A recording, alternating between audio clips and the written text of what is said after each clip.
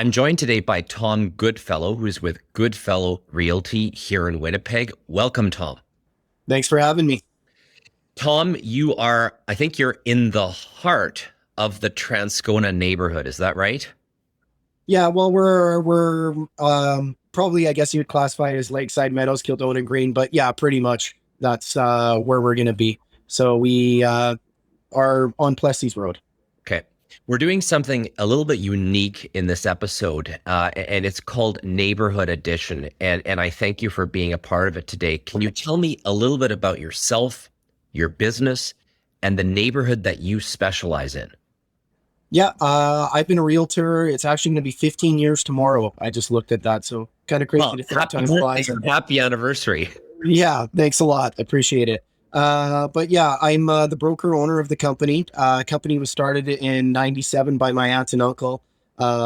Prior to that, they worked for Delbro Real Estate, had a big following there or whatever. So I was lucky enough to be put in a good situation because of them. And, now we're supported by all the fantastic realtors that we have here. So yeah, it's awesome. It's a good gig. Really enjoy it. So And yeah, you're independent, right? You're local and you're independent. correct.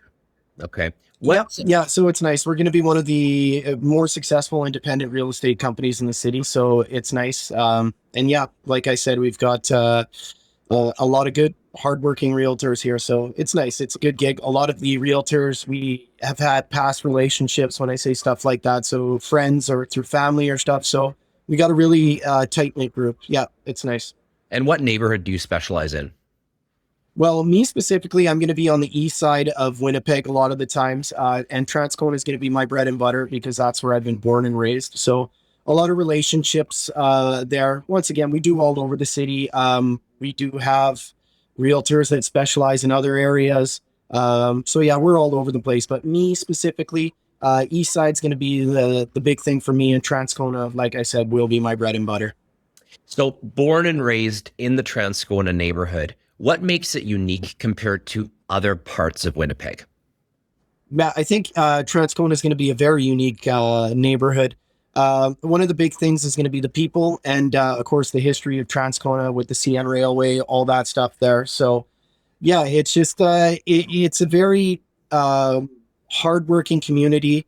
Uh, People are, they wear their heart on their sleeve. They're very humble. So yeah, it's a lot of fun living here. It seems like whenever there's a social function or a sporting event or anything like that, there's no labels or anything. Everybody functions at the same level, all that stuff. So it's a great community. Everybody's, it gets along really good here. It's awesome. With its broad appeal, what has changed in the last decade in Transcona? A lot's actually changed. So the main thing's going to be all the construction that's going on in here. So if you look in the last 10 years, we've added neighborhoods like Summerlee, Canterbury Park, Canterbury Crossings going on right now, Devonshire Park, Devonshire Village, Kildonan Green. Those are going to be on the more of the residential things. And then you start to look commercial, Park City Commons, which is just awesome. The new apartment and commercial and all that stuff there. We get a lot of clientele shifting over, moving into there. And then, they've done the Bueller Baseball Park, East End Community Club, the library, the water park's another big one. And then they're finishing all the renovations with the mall. So it's kind of really expanded and modernized. A lot of new homes, everything like that. So it's really nice to see. So there's rental, there's condo, there's single family Yep. homes that are newly built.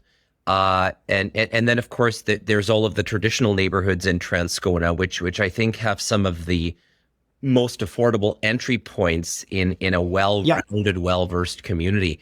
What's the price range for an average family home in your neighborhood? And I know that's a loaded question because there's new and Yeah. old, but you're a young family looking to plant roots in a community, what's the budget range one needs to have to get into Transcona? Okay, so from the stats that I have, like pre-pandemic, the average home at Trans, so this is going to be everything. So your new sales, all that stuff, everything that's been on MLS. You were looking at 297 for a home. That was going to be the average sale, so 297,000. Now, in 2021, when you pull that same stat, it's going to be 362,000, which is just crazy to think that it's jumped that much, but that's the market that we're living in right now. If you had to give a ballpark figure to live in Transcona, somewheres in there, I would say that you're probably budgeting yourself from the 300 to 350 mark. And we're starting to see that climb a little bit too. I always kind of gauge it off of the 3-bedroom, 1,000 square foot bungalow, kind of the most common home in Transcona, or I should say in the city. Those homes are going to range from 1950 to 1970, somewheres in there. So that's what I always kind of use as my gauge. So I would say a good solid home like that, you're probably going to be looking at that 350 and up probably at this point now. Yeah, and I think that's, when you think about most first-time home buyers, that magic price range is between 300 and 400, depending on, Yep, single income, dual income. And I'm familiar with Transcona, and I think it's great value. And because there's so much totally. development, it's a great opportunity to get into real estate there and then enjoy the upswing of the value of that home, regardless, I think, of what area in Transcona. Yeah, it's a tremendous investment opportunity. Like myself, I have 5 rental properties in the area, so I'm not scared to invest in it at all. Yeah, it's a great opportunity for real estate investment. That's for sure. I know that it's not a dramatic difference, but taxes tend to be a little bit lower here, so those monthly payments are a little bit lower. All those things. So yeah. Yeah. The fact that you're born and raised in Transcona, you live there, you have rental properties there, you're a real estate professional there. Assuming you have a family, Yep. what do you love about your neighborhood? What do I love about it? Once again, it's going to go back to the people. I just love that you can go to a social event and it doesn't matter who you are or where you're from or whatever. Everybody seems to get along, have a good time, all that. Just all different walks of life, very diverse. So, yeah, I really like that. It's just a comfort level for me, obviously. But yeah, everybody's, for the most part, very kind people. And I think that there's kind of that loyalty to certain things, like even like the business end of stuff. Transcona people are very loyal. That's one thing that I noticed with them. I don't know if you're familiar with you said you have some, but Yeah, well, you'll specifically notice that like with them too. Hawaiian Insurance or someone, like locally based businesses that I'm familiar with in your area. Yeah, absolutely. So there is that loyalty, and there's a little bit of that. Everybody's got kind of like those old school mannerisms and everything like that, like very respectful people, all those things. So I like that. We're moving in a very modern direction with all the construction, but people like to keep those roots kind of going. Yeah. Yeah. The new developments that are out by your office, how long ago did those things start? Well, it all depends because there's been so many. But if you look at something like Summerlee's been going on probably. Don't quote me on this, but I'm going to say the last 2 years that they started to sell, pre-sell in Summerlee, and then that one's probably been going on. They've got the shovel in the ground. I think people are starting to take possessions of some of the homes in there, so it's coming up fast. Devonshire Park, what would we be there now? I'm going to say 4 years, Yeah. 4 or 5 years, somewheres in there.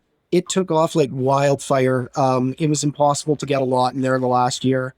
Devonshire Village was just before that.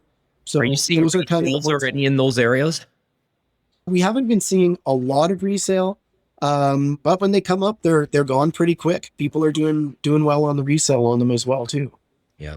Okay. Tom, how do people reach you? How do people reach me? You can email me, tom@goodfellowrealty.com, or my cell phone, 204-807-3311, or go take a look at our website, goodfellowrealty.com. Thanks so much, Tom, for being a part of today's episode. Yeah, thanks for having me.